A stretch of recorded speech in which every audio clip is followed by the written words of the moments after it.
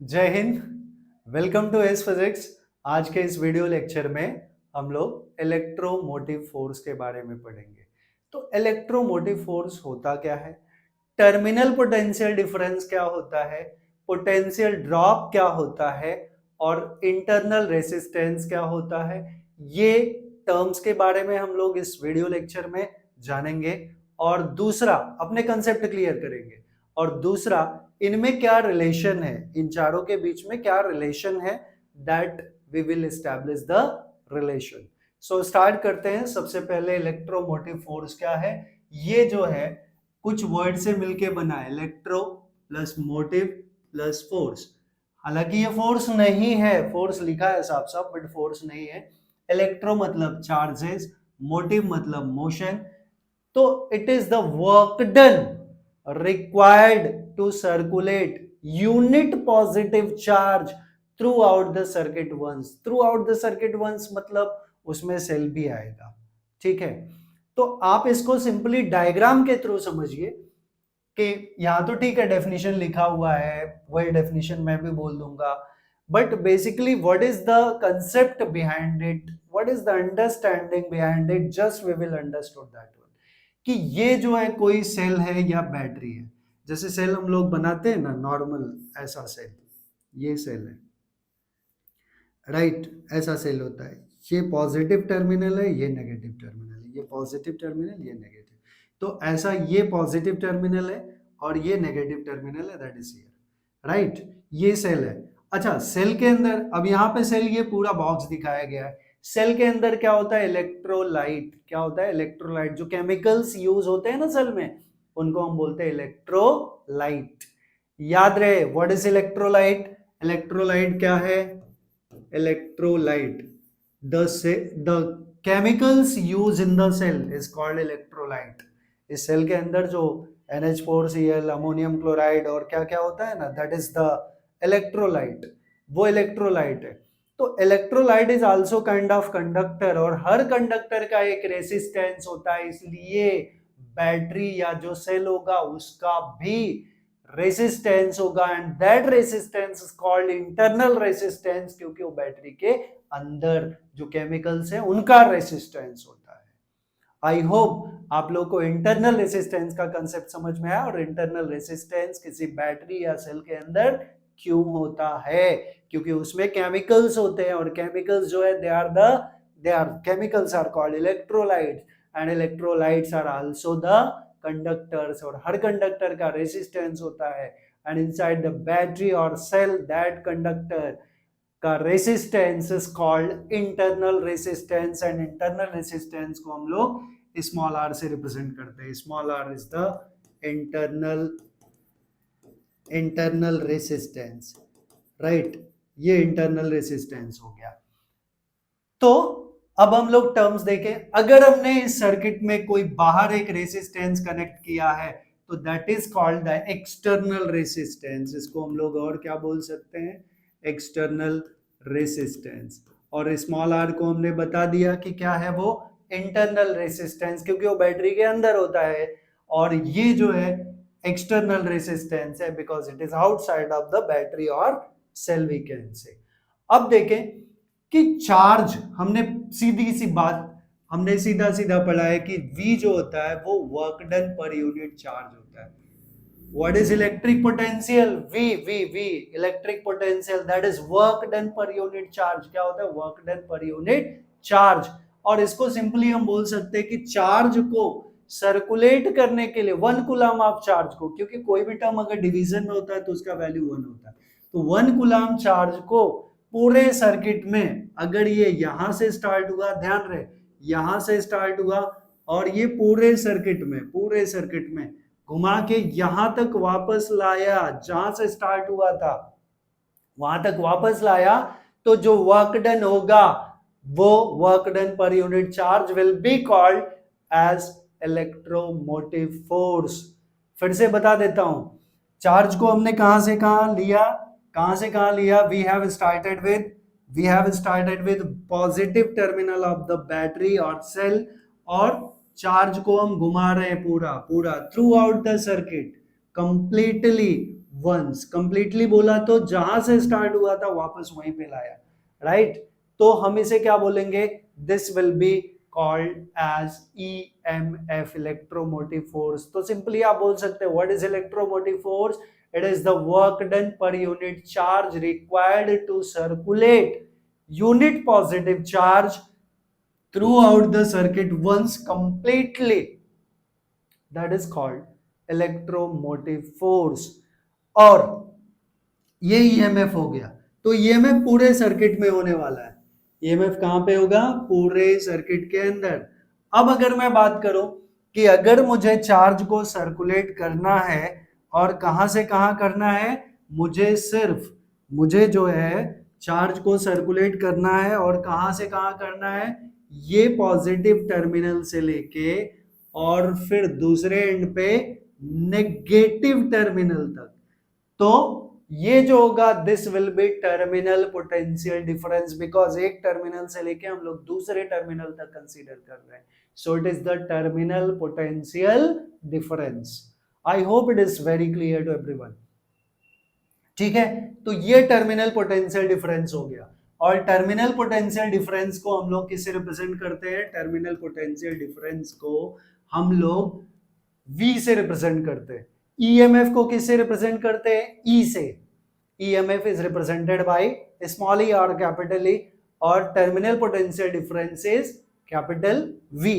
फिर से बता दूं, अगर पॉजिटिव जहां से स्टार्ट हुआ वहीं तक घूम के वापस आ गए, यहीं से अगर ए से स्टार्ट हुआ तो घूम के वापस ए पे आ गए, तो क्या होगा, इलेक्ट्रोमोटिव फोर्स।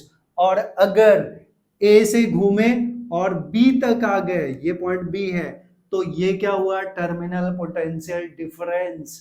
और अगर हम बी टू ए आ रहे हैं, सिर्फ B to A inside the cell, B to A, तो वो हम कहां से कहां मूव कर रहे हैं, across internal resistance of the cell, और वो होगा हमारा potential drop.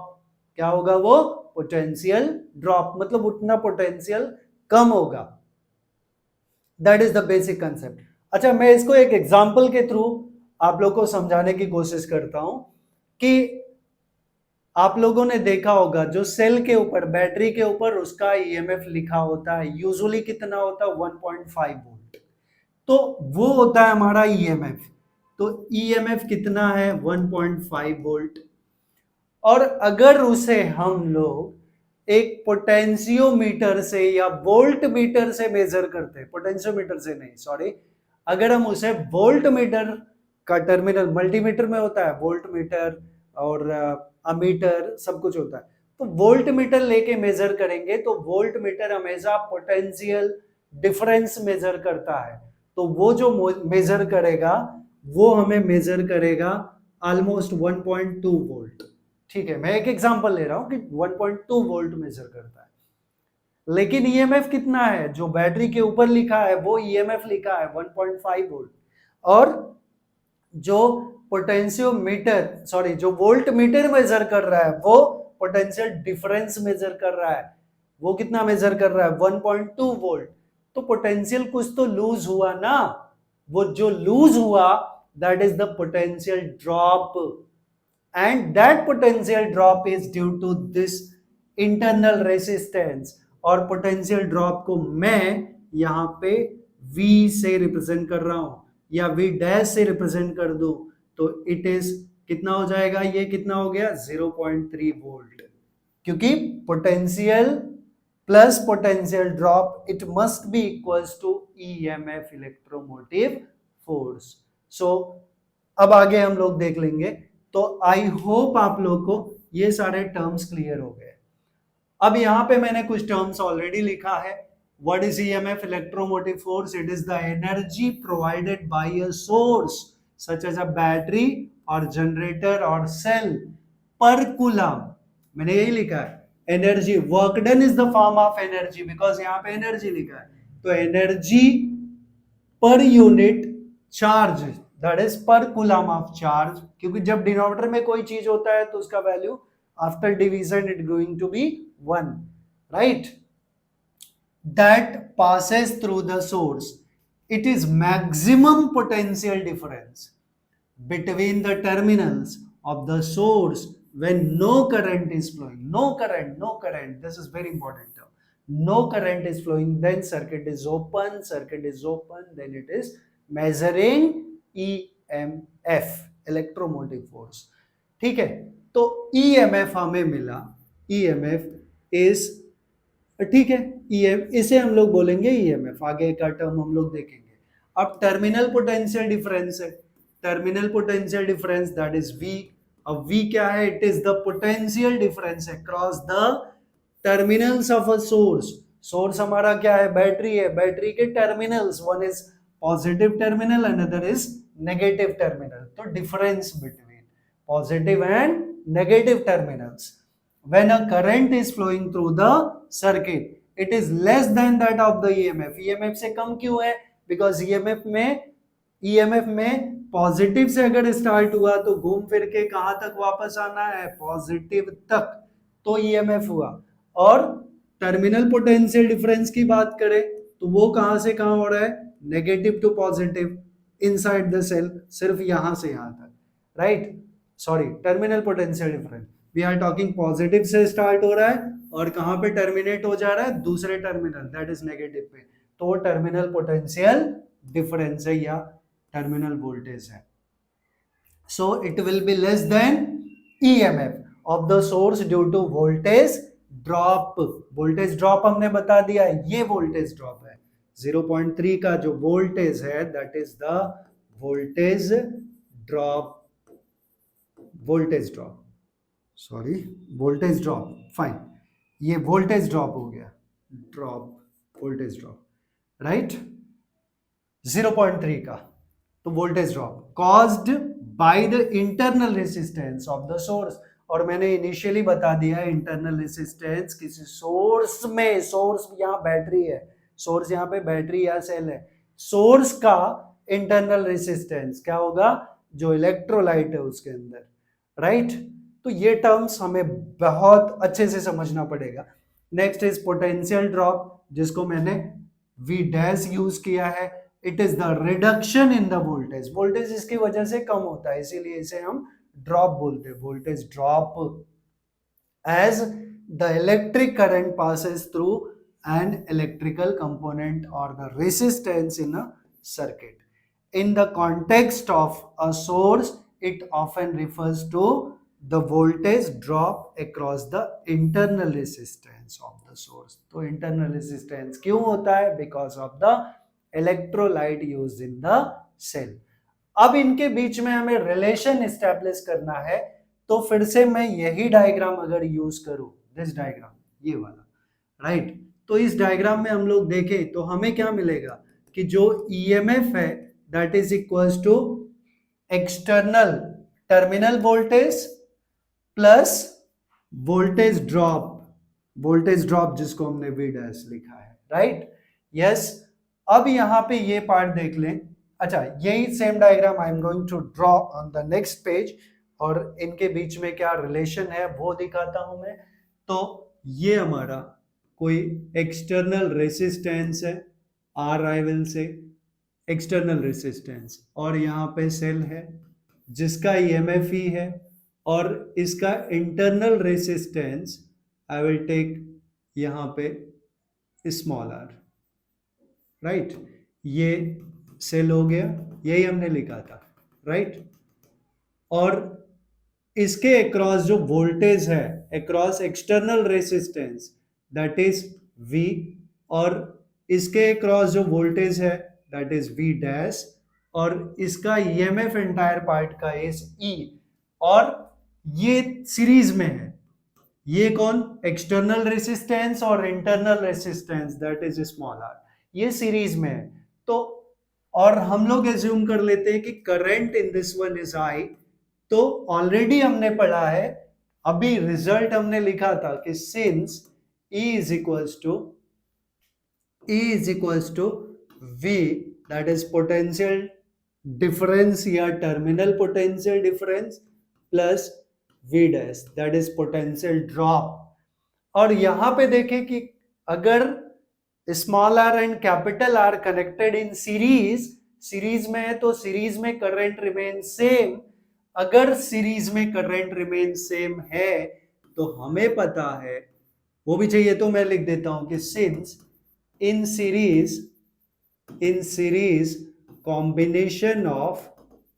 combination of capital R and small r resistance, sorry, current remains same, current remains same, current remain same. याद रहे सीरीज में करंट सेम रहता है, करंट रिमेन सेम।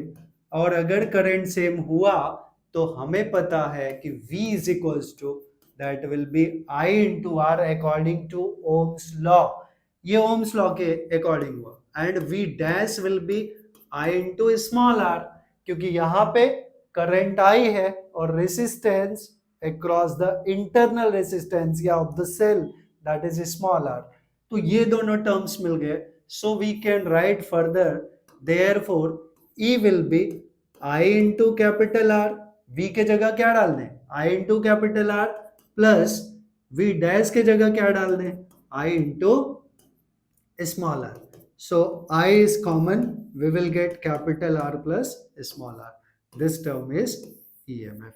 और यहां से अगर हमें इस सर्किट में करंट क्या फ्लो हो रहा है वो फाइंड आउट करने का है, तो करंट अगर हमें I चाहिए तो it will B E by R plus R, E by R plus R. तो आई होप मैंने जो भी टर्म्स आप लोगों को डिफाइन किया वो आप लोगों ने समझा। और V डैश ऑलरेडी यहाँ पे लिखा हुआ है, V dash will be I into small r।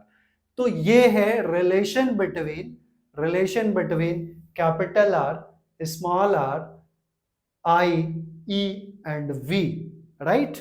सो ये बहुत इंपॉर्टेंट रिलेशन है, आप लोग को याद रखना है। अगर आप लोग को अच्छे से समझ में आया तो प्लीज आप वीडियो को लाइक करिए, चैनल को सब्सक्राइब करिए और जितना ज्यादा से ज्यादा हो सकता है इस वीडियो को शेयर करिए। मैं और भी ऐसे वीडियोस आपके लिए लाता रहूंगा। So thanks for watching this video, thank you very much.